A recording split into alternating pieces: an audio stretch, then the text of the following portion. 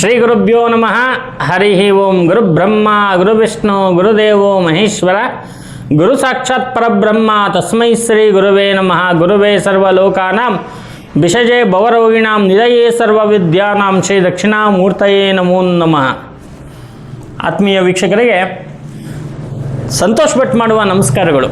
ವೀಕ್ಷಕರೇ, ಬಹಳ ವಿಶೇಷವಾಗಿ ಬಹಳ ಉತ್ಸುಕತೆಯಿಂದ ಹಲವಾರು ಕೆಲಸಗಳನ್ನ ನಾವು ಮಾಡ್ತಾಯಿದ್ದೀವಿ. ಆ ಕೆಲಸದಲ್ಲಿ ಸಕ್ಸಸ್ ಪಡಿತಾ ಇದ್ದೀವಿ. ಇನ್ನೂ ಒಂದಷ್ಟು ಕೆಲಸಗಳನ್ನ ಮಾಡಬೇಕು ಅಂಥೇಳಿ ಹಲವಾರು ಕೆಲಸಗಳು ಆಲ್ರೆಡಿ ಬಂದುಬಿಟ್ಟಿದೆ. ಆದ್ದರಿಂದ ನಾವು ಒಂದು ವಾರಕ್ಕೆ ಒಂದು ದಿವಸ ನಾವು ಅಪಾಯಿಂಟ್ಮೆಂಟ್ ತೊಗೊಳ್ಳೋದು ತುಂಬ ಕಷ್ಟ ಆಗ್ತಾಯಿದೆ. ಯಾವ ಥರದ ಕೆಲಸಗಳು ಅಂದರೆ ಸಮಸ್ಯೆಗೆ ತಕ್ಕಂಥ ಪರಿಹಾರದ ಕೆಲಸಗಳು.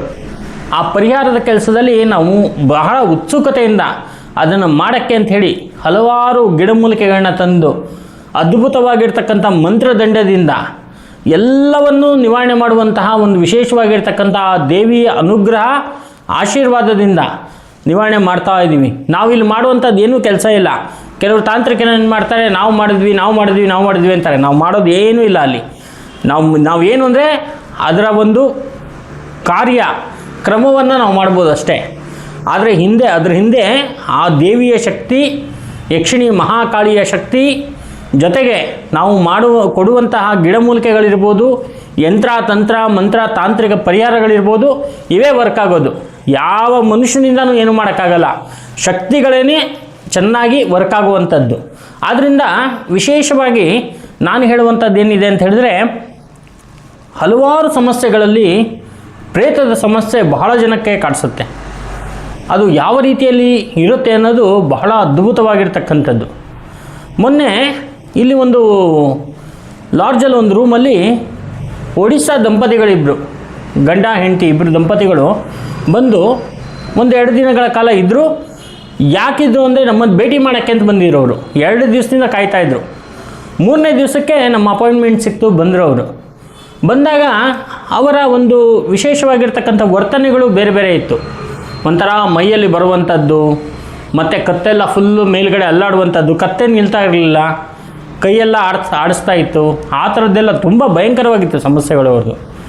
ಆವಾಗ ಆ ಯಕ್ಷಿಣಿ ದೇವಿಯನ್ನು ಪ್ರಾರ್ಥನೆ ಮಾಡಿಕೊಂಡು ನಾವು ವಿಶೇಷವಾಗಿರ್ತಕ್ಕಂಥ ಅದ್ಭುತವಾಗಿರ್ತಕ್ಕಂಥ ಕವಡೆಗಳು ಅಂದರೆ ಸಾಮಾನ್ಯವಾಗಿರ್ತಕ್ಕಂಥದ್ದಲ್ಲ. ಗುರುಗಳು ನಮಗೆ ಕೊಟ್ಟು ನಾವು ವಿಶೇಷವಾಗಿ ನೋಡುವಂತಹ ಕವಡೆಗಳಿಂದ, ಮತ್ತು ಈ ಒಂದು ಮಂತ್ರದಂಡಿಂದ, ಮತ್ತು ತಾಂತ್ರಿಕ ಯಕ್ಷಿಣಿ ಸಹಾಯದಿಂದ ನಾವು ಅವರ ಸಮಸ್ಯೆ ಏನು ಅಂತಕ್ಕಂಥದ್ದನ್ನು ಕಂಪ್ಲೀಟಾಗಿ ತೆಗೆದುಬಿಟ್ವಿ. ತೆಗೆದಾಗ ಆ ಇಬ್ಬರಿಗೂ ಕೂಡ ಪ್ರೇತಬಾಧೆಗಳಿತ್ತು. ಗಂಡ ಹೆಂಡತಿ ಇಬ್ಬರಿಗೂ ಕೂಡ ಪ್ರೇತಬಾಧೆಗಳಿತ್ತು. ಆ ಬಾಧೆಗಳು ಬಹಳ ವಿಚಿತ್ರವಾಗಿ ಕಾಡಿಸ್ತಾ ಇತ್ತು. ಹೆಂಡತಿಗೆ ಪ್ರೇತ ಇದ್ದಾಗ ಗಂಡನಿಗಿರೋದಿಲ್ಲ, ಹೆಂಡತಿ ಗಂಡನಿಗೆ ಹಿಂಸೆ ಕೊಡೋದು. ಗಂಡನಿಗೆ ಪ್ರೇತ ಇದ್ದಾಗ ಹೆಂಡತಿಗಿರೋದಿಲ್ಲ, ಗಂಡ ಹೆಂಡತಿಗೆ ಹಿಂಸೆ ಕೊಡೋದು. ಇದೇ ಥರ ನಡ್ಕೊಂಡು ಹೋಗುತ್ತೆ. ಅತಿಯಾಗಿರ್ತಕ್ಕಂಥ ಕಾಮ, ಅತಿಯಾಗಿರ್ತಕ್ಕಂಥ ಕೋಪ, ಹಠ ಎಲ್ಲವೂ ಇತ್ತು ಅವರಲ್ಲಿ. ಹಾಗಾಗಿ ನಾವೇನು ಮಾಡಿದ್ವಿ ಅಂತ ಹೇಳಿದ್ರೆ, 2 ತೆಂಗಿನಕಾಯಿಗಳನ್ನ ಇಟ್ಟು ಮೊದಲಿಗೆ ದಿಗ್ಬಂಧನವನ್ನು ನೋಡಿದ್ವಿ. ಯಾವ ರೀತಿಯಲ್ಲಿ ಏನಾಗಿದೆ ಅಂತಕ್ಕಂಥ ವಿಚಾರವನ್ನೆಲ್ಲ ನೋಡಿಕೊಂಡು ಆ ತೆಂಗಿನಕಾಯಿ ಮೇಲೆ ಅವ್ರಿಗೆ ನಿಲ್ಲಿಸಿ ಮೊದಲಿಗೆ ವಿಶೇಷವಾಗಿರ್ತಕ್ಕಂಥ ಪರಿಹಾರ, ತದನಂತರ ಒಂದು ತಡೆ, ಅದ್ಭುತವಾಗಿ ತಡೆ ಹೊಡಿತಾರೆ. ಆ ನಾರ್ಮಲ್ ತಡೆಗಳೆಲ್ಲ ಇಲ್ಲಿ ವರ್ಕ್ ಆಗಲ್ಲ.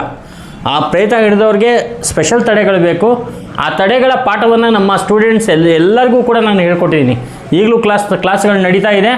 ಆ ಕ್ಲಾಸಲ್ಲಿ ಬಂದಂತಕ್ಕಂಥವ್ರಿಗೆ ತಡೆಯ ಬಗ್ಗೆ, ವಿಶೇಷ ತಡೆಯನ್ನು ಹೆಂಗೆ ಹೊಡಿಬೇಕು, ಯಾವ ರೀತಿಯಲ್ಲಿ ಹೊಡಿಬೇಕು, ಯಾವಾಗ ಹೊಡಿಬೇಕು ಎಂಬತಕ್ಕಂಥ ವಿಚಾರವನ್ನು ಸಂಪೂರ್ಣವಾಗಿ ಹೇಳ್ಕೊಡ್ತಾ ಇದ್ದೀನಿ. ಅಂತಹ ಒಂದು ತಡೆಯ ಬಗ್ಗೆ ವಿಚಾರವನ್ನು ವಿಶೇಷವಾಗಿ ನಾವು ತಿಳ್ಕೊಂಡಿರೋದ್ರಿಂದ, 2ನೇದಾಗಿ ಆ ತಡೆಯನ್ನು, 3ನೇದಾಗಿ ಅವರ ಮೈಯಲ್ಲಿ ಏನಿದೆ, ಯಾವ ಥರದ್ದು ಪ್ರೇತ ಇದೆ, ಯಾವ ರೀತಿಯಲ್ಲಿ ಅವ್ರಿಗೆ ಬಂತು ಅಂತಕ್ಕಂಥ ವಿಚಾರವನ್ನು ನಾವು ಸಂಪೂರ್ಣವಾಗಿ ಅದನ್ನು ತೆಗಿತಾ ಹೋದ್ವಿ. ಆವಾಗ ಅವನು ಆ್ಯಕ್ಚುಲಿ ಹಿಂದಿ ಫ್ಯಾಮಿಲಿಯವರು, ಹಿಂದಿ ಮಾತಾಡ್ತಾರೆ, ಒಡಿಸ್ಸಾದವರಾದ್ರಿಂದ ಆ ಗಂಡನಲ್ಲಿ ಸಮಸ್ಯೆಯನ್ನು ನಾವೇ ಅವ್ರಿಗೆ ಹೇಳಿದ್ವಿ, ಈ ಥರದ್ದು ಸಮಸ್ಯೆ ಆಗಿದೆ ನಿಮಗೆ, ಇಂಥ ಜಾಗಕ್ಕೆ ಹೋಗಿದ್ರೆ ಹಿಂಗೆ ಹಿಡಿದಿದೆ ನಿಮಗೆ ಅಂದು. ಹೆಂಡತಿಗೂ ಹೇಳಿದ್ವಿ. ಇಬ್ಬರದು ಡಿಫ್ರೆಂಟಾಗಿತ್ತು. ಆದ್ದರಿಂದ ಈ ಪ್ರೇತದ ಬಾಧೆಯಿಂದ ಬಹಳ ಅವರು ಮೈಯಲ್ಲಿ ಅವರಿಗೆ ಒಂಥರ ನರಳಾಟ, ಬಹಳವಾಗಿರ್ತಕ್ಕಂಥ ತೊಂದರೆಗಳು ಎಲ್ಲವೂ ಕೂಡ ನಡೀತಾ ಇರ್ಬೇಕಾದ್ರೆ ನಾವು ಹೆಂಗಾದ್ರೂ ಮಾಡಿ ಅದನ್ನು ಕರೆಕ್ಟಾಗಿ ಹಿಡಿಬೇಕು ಅಂತಕ್ಕಂಥ ಒಂದು ಶಪಥ ಮಾಡಿದ್ವಿ. ಯಾಕಂದರೆ ಸಾಮಾನ್ಯವಾಗಿರ್ತಕ್ಕಂಥ ಪ್ರೇತಗಳೆಲ್ಲ ಅದು ಬಹಳ ಒಂದು ಅದು ಕಾಡಿಸಿ ಅವರ ಅರ್ಧ ಜೀವವನ್ನೇ ತಿಂದ್ಬಿಟ್ಟಿದೆ ಅಂಥ ಪ್ರೇತಗಳು. ಆದ್ದರಿಂದ ಒಂದಲ್ಲ ಒಂದು ಪ್ರಯೋಗವನ್ನು ಮಾಡ್ತಾ ಇರಬೇಕಾದ್ರೆ ಕೊನೆಗೆ ಆ ಪ್ರೇತಗಳು ಬಂಧನಕ್ಕೆ ಬಂತು. ಅದನ್ನು ಬಂಧನ ಮಾಡಿ ಒಂದು ಭೂಮಿ ಒಳಗಡೆ ದಿಗ್ಬಂಧನ ಮಾಡಿಬಿಟ್ಟಿದ್ದೀವಿ. ದಿಗ್ಬಂಧನ ಮಾಡಾದಮೇಲೆ ಈ ದಂಪತಿಗಳು ಬಹಳ ಆರಾಮಾಗಿ ನೆಮ್ಮದಿಯಾಗಿ ಸಂತೋಷವಾಗಿ ಹೋದರು. ಅವರು ಬಂದಿದ್ದು ಒಂದು ದಿನ ಆದರೆ ಹೋಗಿದ್ದು ಸುಮಾರು 10 ದಿನಗಳ ಕಾಲ ಇಲ್ಲೇ ಉಳಿಬೇಕಾಯಿತು. ಅವರು 10 ದಿನಗಳ ನಂತರ ಫುಲ್ ಕ್ಲಿಯರೆನ್ಸ್ ತಗೊಂಡೇ ಅವರಿಗೆ ಮುಂದೆ ಯಾವತ್ತಿಗೂ ಕೂಡ ಆ ಪ್ರೇತಗಳ ಬಾಧೆಗಳು ಬರಬಾರ್ದು ಅಂತ ಹೇಳಿ ವಿಶೇಷವಾಗಿ ಅವರಿಗೆ ಸರ್ವ ದಿಗ್ಬಂಧನವನ್ನು ಮಾಡಿ ಅವರಿಗೆ ಕೊಟ್ಟಿರ್ತಕ್ಕಂಥ ಆ ಒಂದು ವಿಶೇಷವಾಗಿರ್ತಕ್ಕಂಥ ಪೂಜೆಗಳಿರ್ಬೋದು, ಕೊಟ್ಟಿರ್ತಕ್ಕಂಥ ಪರಿಹಾರ ಇರ್ಬೋದು, ಇವೆಲ್ಲವೂ ಕೂಡ ಬಹಳ ಅದ್ಭುತವಾಗಿರ್ತಕ್ಕಂಥದ್ದು. ಅಂತಹ ಪರಿಹಾರವನ್ನು ಕೊಟ್ಟು ಕಳಿಸಿದ್ದೀವಿ.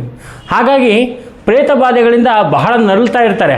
ಆವಾಗ ಸುಮ್ಮನೆ ಇವಾಗ ಏನಾಗಿದೆ ಅಂತ ಹೇಳಿದ್ರೆ ಕೆಲವು ದೇವಸ್ಥಾನಗಳಲ್ಲಿರ್ಬೋದು, ಕೆಲವು ತಾಂತ್ರಿಕರಿರ್ಬೋದು, ಸುಮ್ಮನೆ ತಡೆ ಹೊಡಿತೀನಿ ಅನ್ನೋದು ಅಥವಾ ಏನೋ ಒಂದು ಸಣ್ಣ ಪುಟ್ಟನ್ನು ಮಾಡಿ ಕಳಿಸೋದು, ಅವೆಲ್ಲ ತುಂಬ ಒಂದು ತೊಂದರೆಯನ್ನು ಕೊಟ್ಬಿಡುತ್ತೆ. ಹಾಗಾಗಿ ಯಾವಾಗಲೂ ಕೂಡ ಒಂದು ಮಾಡಬೇಕಾದ್ರೆ ಅದಕ್ಕೆ ಪರ್ಫೆಕ್ಷನ್ ಇರಬೇಕು, ಪ್ರತಿಯೊಂದು ಗೊತ್ತಿರಬೇಕು. ಅದನ್ನು ಯಾವ ರೀತಿಯಲ್ಲಿ ಮಾಡೋದು, ಯಾವ ರೀತಿಯಲ್ಲಿ ಅದನ್ನು ಕರೆಕ್ಟಾಗಿ ಹಿಡಿಯೋದು ಮಾಡೋದು ಅಂತಕ್ಕಂಥ ವಿಚಾರ ಸಂಪೂರ್ಣವಾಗಿ ಗೊತ್ತಾದ ಮೇಲೆ ಅದನ್ನು ಕ್ಲಿಯರ್ ಮಾಡಿಸೋವಂಥದ್ದು ಇರಬೇಕು. ಸುಮ್ಮನೆ ನಿಮಗೆ ಪ್ರೇತ ಬಾಧೆ ಇದೆ ತೆಗೆಸ್ಕೊಂಬಿಡಿ ಅಂದರೆ ಎಲ್ಲಿ ಹೇಗಾಗುತ್ತೆ, ಅದು ಆಗಲ್ಲ.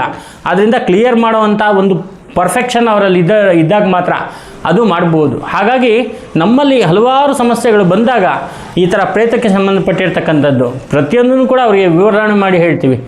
ಭೂತ, ಪ್ರೇತ, ಪಿಶಾಚಿ, ಬ್ರಹ್ಮರಾಕ್ಷಸ, ಮೋಹಿನಿ ಎಲ್ಲವೂ ಕೂಡ ಡಿಫ್ರೆಂಟ್ ಆಗಿರ್ತಕ್ಕಂಥ ಸಬ್ಜೆಕ್ಟ್ಗಳು.